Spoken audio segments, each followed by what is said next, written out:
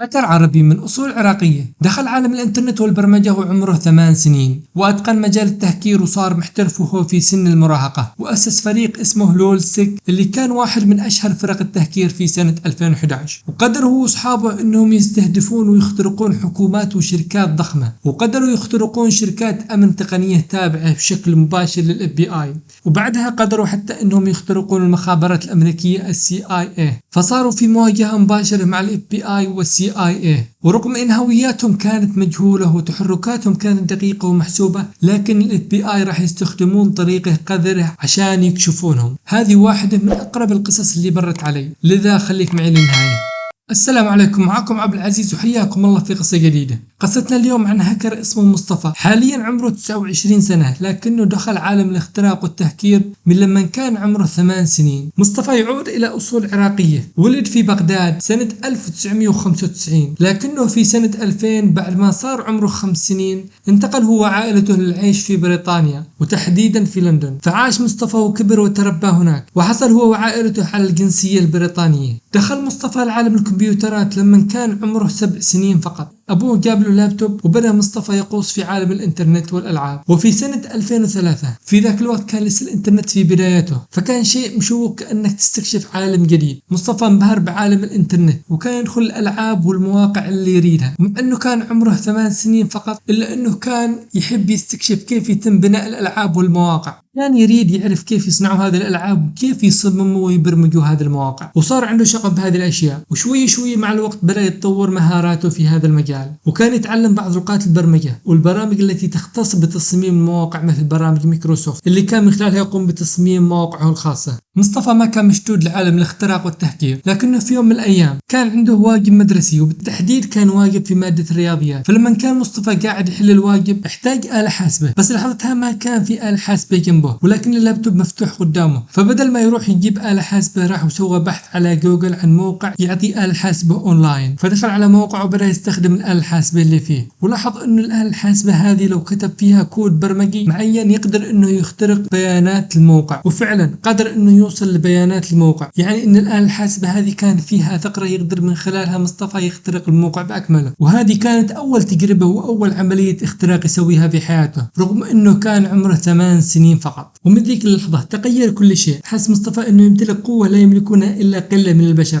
وهي القدرة على الاختراق. ومن ذيك اللحظة عرف انه مساره بالحياة هو الاختراق والتهكير. وبدأ مصطفى يختبر مهاراته لأول مرة في العالم الحقيقي لما قرر انه يخترق كمبيوترات وسيرفرات مدرسته. الحماية اللي على سيرفرات المدرسة كانت تافهة وضعيفة جدا بحد تعبيره، لكن مصطفى قام باختراقهم بكل سهولة والوصول الى جميع بيانات الطلاب والمدرسين وغيرها من البيانات اللي المفروض ما احد يشوفها غير الإدارة. مصطفى مع انه كان ذكي لكنه يظل ولد بعمر 8 سنين، فما كان حذر لذيك الدرجة. وبدأ يخبر احد اصحابه انه قام بتهكير سيرفرات المدرسة والوصول الى بيانات المدرسين والطلاب، لكن الكلام وصل للإدارة، وقامت الإدارة باستدعائه والتحقيق معه. واعترف مصطفى انه قام بتهكير سيرفرات المدرسة. المدير والمشرفين اللي معه ما عرفوا ايش يسووا بالضبط، هل ينبهرون او يستاءون منه. في النهاية اعطوه درس تأديبي واوضحوا له ان اللي عمله غلط، وقاموا بابلاغ والده بالموضوع. هذا كل اللي صار معه، وعدت السالفة هذه على خير. لكن مصطفى طبعا ما راح يوقف من وراء هذا الموقف، لان التهكير مثل القوة الخارقة، واذا قدر شخص يكتسب هذه القوة خصوصا ولد بهذا السن الصغير ما راح يوقف استخدامها، بل بالعكس راح يكون متحمس انه يستخدمها اكثر ويستكشف مستويات اقوى وافضل. وظل مصطفى يغوص في هذا العالم اكثر واكثر، وبدأ يتعمق ويدخل في مجتمعات الهاكرز اللي موجودة على الانترنت. كان عندهم مواقع ومنتديات وغرف محادثة يتجمعون فيها الهاكرز من مختلف دول العالم، ويقعدون يتناقشون عن اشياء يخص عالم الاختراق، ويتبادلون خبراتهم ويتناقشون حتى في اهدافهم وتوجهاتهم. فبعضهم يهكرون من اجل المتعة، والبعض الاخر يهكر من اجل المكاسب المالية، وبعضهم اخذوها هواية من اجل القضايا الانسانية ونصرة المظلومين. فمصطفى انقمص في مجتمع الهاكرز هذا، ومرت السنين وصار عمره 13 سنة. طبعا مهاراته وقدراته في المجال وصلت لمستوى عالي جدا. تعلم اشياء كثيرة خلال هذه الفترة، ونفذ اكثر من 100 عملية اختراق، وانضم الى اقوى جروب هاكر في العالم وهو جروب انونيموس. انا متأكد ان كثير منكم قد سمعوا بالاسم هذا من قبل، لانه دائما يطلع في الاخبار. انونيموس تترجم الى المجهولين، وهم يعتبرون فريق من الهاكرز منتشرين حول العالم، بس هم في الواقع مش فريق بالمعنى الحرفي، بل اقرب لكلمة حركة عالمية، لانهم ما لهم مركز او قيادة معينة، واي هاكر يقدر ينضم منهم من اي مكان في العالم. بس اهم شيء انه توجهاته تكون متوافقة مع توجهات خدماتهم. توجهات حركة أنونيموس هي للدفاع عن الحريات والقضايا العادلة، فمعظم أهداف أنونيموس بالعادة تكون الحكومات أو الشركات المتنفذة اللي لها علاقة مباشرة بالحكومة. بس السؤال، كيف يشتغلون مع بعضهم في مختلف أرجاء العالم بدون ما تكون عندهم قيادة مركزية؟ الجواب أن الفكرة تكون هي القائد. يعني لو مثلا الحكومة أو منظمة أو شركة سوت فعل يعتبر ضد حرية الإنسانية، فإن مجموعة من الهاكرز يبدأوا بشن هجمات على هذه الشركة أو الحكومة، وأي هاكر من أي دولة في العالم يقدر ينضم لهذا الهجوم. هذا هو مبدأ عمل منظمة أنونيموس.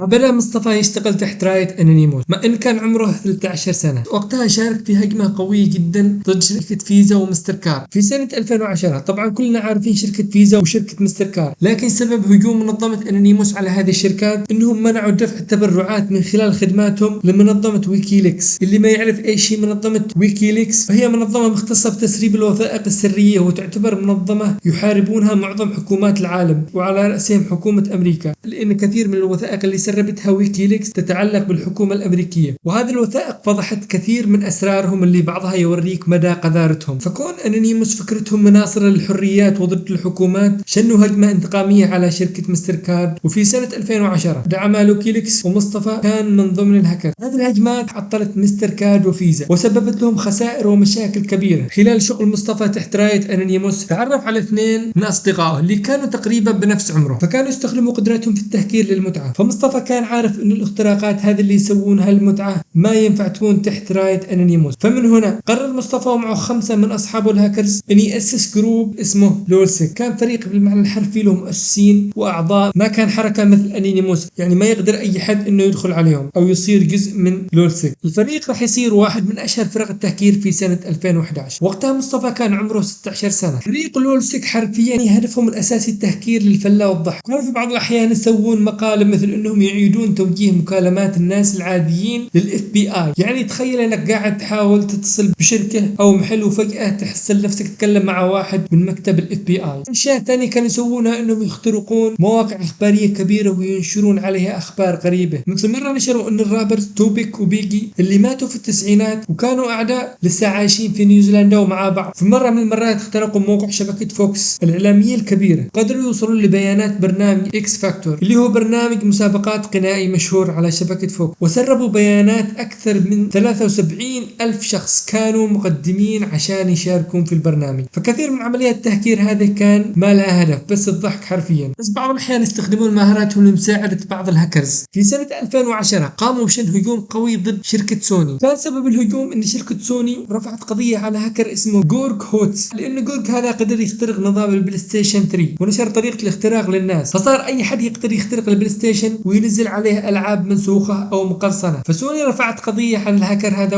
وسبب هذه القضية كثير من الهاكرز صاروا يعتبرون سوني هدف مشروع وأطلقوا عليه هجمات لا تعد ولا تحصى. جروب لولسك مصطفى وأصحابه بروحهم اخترقوا سوني 7 مرات، اخترقوا مواقع وخدمات كثيرة تابعة لسوني وسربوا بيانات أكثر من 1,000,000 مستخدم. فكانت ضربة موجعة لسوني. اختراق سوني من خلال جروب لولسك اكتسب شهرة جدا واسعة، وصارت المواقع الإخبارية تكتب عنهم وصار لهم حضور كبير في عالم السوشيال ميديا. انه كانت في شركة اسمها اتش بي جاري، شركة مختصة في الامن السيبراني. هذه الشركة كان الاف بي اي متعاقدين معها بشكل مباشر عشان تقدم لهم خدمات امنية الكترونية. رئيس هذه الشركة كان اسمه ارون بار. الرجل هذا ارتكب غلطة شنيعة، كان واثق من نفسه، فطلع في مؤتمر تقني في مرة من المرات وصرح ان شركته راح يكشفون ويفضحون هويات الهاكرز اللي يشتغلون في انونيموس ولولسك ويسلمونهم للحكومة. وهذه كانت اكبر غلطة يرتكبها في حياته. اسوأ شيء تسوي انك تتحدى هاكرز في سن المراهقة، وفعلا شباب عندهم العبقرية والذكاء في مواجهة أعتى الأنظمة الأمنية لأقوى الشركات والحكومات. اللي سواه آرو هذا إنه حط نفسه وشركاته هدف لتيم لولسك. وفعلا مصطفى بالذات بدأ هجومه على شركة اتش بي جاري رد على تصريحات رئيسها، مع إنها شركة مختصة بالأمن التقني والسيبراني، لكن اتضح إن عندهم ثغرة أمنية كبيرة، وأكبر ثغرة كانت رئيس الشركة نفسه. مصطفى وجروبه قدروا إنهم يخترقون بعض حسابات آرون بار رئيس الشركة في مواقع معينة، واكتشفوا إنه يستخدم نفس كلمة السر لكل حساباته في كل مكان، في السوشيال ميديا والباي بال وحسابات شركته في كل شيء. وهذه من أكبر الأخطاء اللي ممكن يرتكبها الشخص في العالم الرقمي، خصوصا إذا كان هو رئيس شركة مختصة بالأمن السيبراني. بعد ما كشفوا الباسورد قدروا يدخلوا على إيميلاته وحساباته في السوشيال ميديا وفي مختلف الخدمات والشركات. قدروا يدخلوا على حسابه في شركته اللي هي شركة الأمن التقني اتش بي جاري، فدخلوا على إيميل الشغل وسربوا أكثر من 70 رسالة سرية متعلقة بشغل شركته. وهذه كانت فضيحة كبيرة. كيف شركة شركة مختصة بالأمن التقني يخترقها جروب هاكرز ويخترقون رئيسها وحساباته، وبعدها اضطر ألان بار انه يستقيل من منصبه من الشغل في الشركة. ومو بس كذا، اضطر حتى ينتقل هو وعائلته لمكان سكن جديد. طلعوا من بيتهم لان عنوانهم تسرب، وصارت حتى توصلهم رسائل تهديد بعد النجاح الكبير اللي حققه لولسك في اختراق شركة اتش بي جاري. صاروا هدف اكبر للسلطات الامنية، خصوصا ان بذاك الوقت في سنة 2011 الحكومة الامريكية بقيادة اوباما وقتها اعلنت الحرب على اللي سمتهم مجرمين الامن السبراني او الالكتروني. مصطفى واصحابه كان عندهم روح التمرد، اي اذا ضغطت عليهم يقاومون اكثر، بدل ما يحاولون يهدون اللعب زادوا قوة الهجوم. فواحدة من المنظمات اللي استهدفوها كانت منظمة اسمها انفراجراد. هذه منظمة ايضا مختصة في مجال الامن التقني ومتعلقة بشكل مباشر مع الحكومات الامريكية والاف بي اي، اي انه جروب لولسك اخترقوا مواقع انفراجراد وخربوها، وكتبوا على صفحاتهم الرئيسية عبارات وحطوا فيديوهات يوتيوب يدل على اختراقهم للموقع. وطبعا اخترقوا قواعد بيانات الموقع، وقدروا يحصلون معلومات اكثر من 180 شخص من اللي يشتغلون تحت مظلة هذه المنظمة، ودخلوا لحساباتهم وسربوا ايميلات وبيانات كثيرة عنهم. من بعد اختراق هذه المنظمة،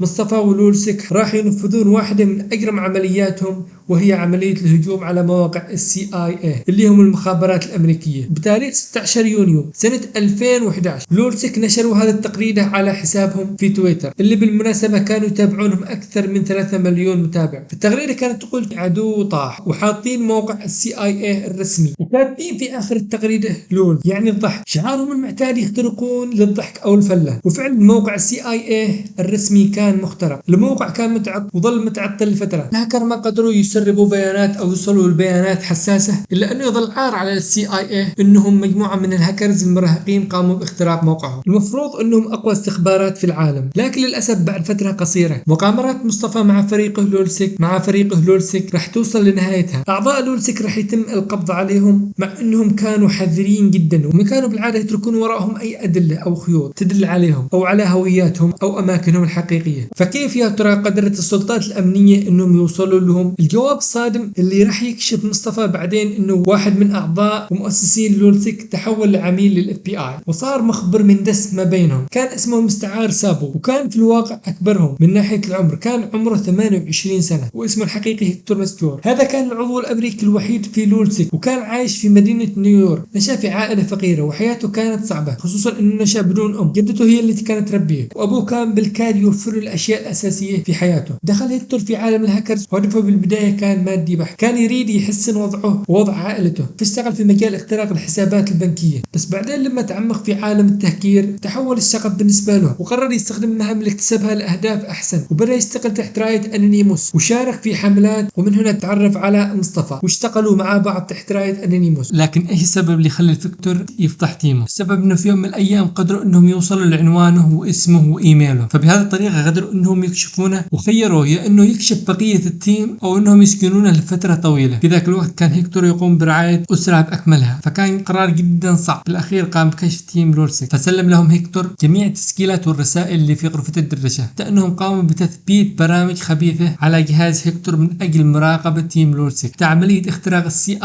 اللي نفذوها مؤخرا كانت تحت مراقبه الاف بي اي انهم كانوا عارفين عمليه الاختراق، وهيكتور كان يساعدهم وكانه ما في شيء حاصل. وبعدها بطريقه ما قدر الاف بي اي انهم يوصلوا لهويات كل اعضاء لولسك، ومن ضمنهم مصطفى، ما عدا عضو واحد اليوم لا زالت هويته مجهوله. هيكتور في المقابلات اللي طلع وضح ان مهمته كانت بس تسجيل المحادثات اللي بينهم. قال انه ما شارك بشكل مباشر في كشف هويات اصحابه، لانه هو بنفسه ما كان يعرف هويات، لكن الاف بي اي بطريقه او باخرى قدروا انهم يكشفون هويات الجروب ما عدا شخص واحد زي ما قلنا. المهم قدروا انهم يوصلون لمصطفى وقاموا بالقبض عليه. كان مصطفى عايش في لندن، فراحوا الشرطه لبيت مصطفى ودقوا الباب، وكان عندهم امر تفتيش واعتقال. اللي فتح لهم الباب كان اخو مصطفى لحظتها كان في غرفته جالس على اللابتوب. مصطفى من شده حذره ما كان يحتفظ باي شيء خطير او ادله ممكن تجرمه في اللابتوب، كان دائما يخفي اثره. ومن اول ما فتح اخوه الباب للشرطه حس انه في شيء غلط صاير، فعلى طول قام وسكر اللابتوب. صح انه ما كان محتفظ باي بيانات ممكن انها تجرمه، لكن حسوا انه افضل لو سكر اللابتوب. الشرطه دخلوا بعدها على طول الغرفه وفتشوها بشكل كامل، وصادروا كل الاجهزه الالكترونيه اللي فيها، القوا القبض على مصطفى واخذوه معهم للقسم. طبعا ابوه وامه كانوا مصدومين من اللي قاعد يصير، كانوا عارفين ان ولدهم يحب الكمبيوترات والالعاب والامور هذه، لكن ما كانوا متخيلين انه هاكر مطلوب امنيا لقسم الشرطه. الضباط قعدوا مع مصطفى في غرفه عشان يسوون وياه استجوابات، وعلى طول مصطفى طلب محامي. الشرطة كانوا يتأملون انه يتعاون وياهم بسهولة كونه عمره 16 سنة وصغير في السن، لكن مصطفى كان ذكي وعلى طول طلب محامي. ولاحظ ان الضباط استاءوا من هذا الشيء. من البداية الشرطة اعطوا مصطفى اوراق مكتوب فيها 84 تهمة، خلوا كل عملية تهكير سواها تهمة منفصلة، فتجمعت عليه 844 تهمة. محامي مصطفى نصحه انه ما يرد على اي سؤال يسألونه، لكن الشرطة حاولوا ان يقنعوه انه يعترف مقابل انهم يخففون عليه الاحكام. لكن مصطفى يعرف انه لسه قاصر، فما راح يسلمونه لامريكا او يصدرون عليه حكم ثقيل. وفعلا تم احتجازه 24 ساعة ثم اطلقوا سراحه، وتم القبض على 4 من اصحابه. وبهذه الطريقة انتهى جروب لولسك. 1 تحول لعميل، و4 تم اعتقالهم، والسادس هو الوحيد اللي ما تم اعتقاله وما انكشفت هويته لليوم. ومصطفى طوى صفحة الماضي هذه وراءه وترك مجال التهكير، واليوم صار يشتغل في مجال البلوك تشين. والى هنا نكون وصلنا لنهاية قصتنا، اتمنى تكون استمتعتوا فيها. اذا عجبتكم القصة لا تنسوا الاعجاب والاشتراك، والسلام عليكم ورحمة الله وبركاته.